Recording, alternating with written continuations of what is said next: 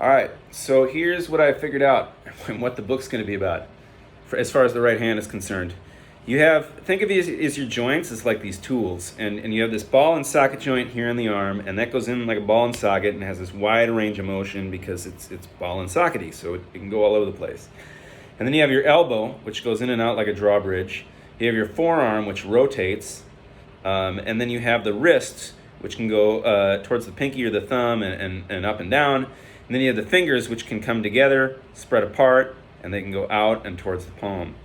And the reason I'm telling you all that is to tell you this, that what they're doing is they're setting up as much. So the trick with this is that the muscles that operate the fingers to do just finger motion are in the forearm. And the tendons that pull the fingers, because you got muscles and they pull tendons, and that pulls bone, which pulls the fingers, those run through the carpal tunnel. So you can do just finger movement, or you can do wrist, and that will also, I'm not using any finger muscle at all. It's just the wrist, spreading the fingers apart, bringing them back in.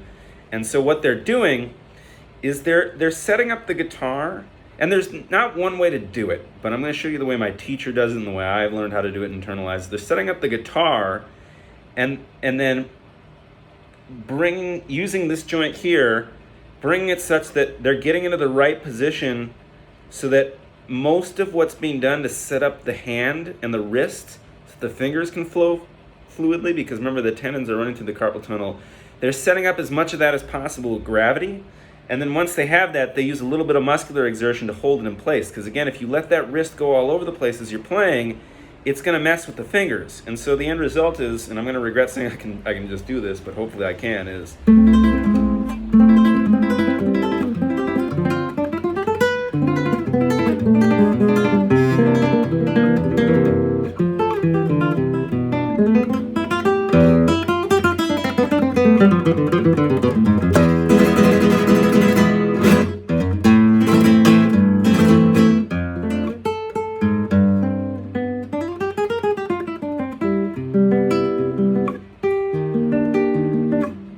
and that was the opening to Fly Me to the Moon that I posted a couple months ago, that Fly Me to the Moon improvisation.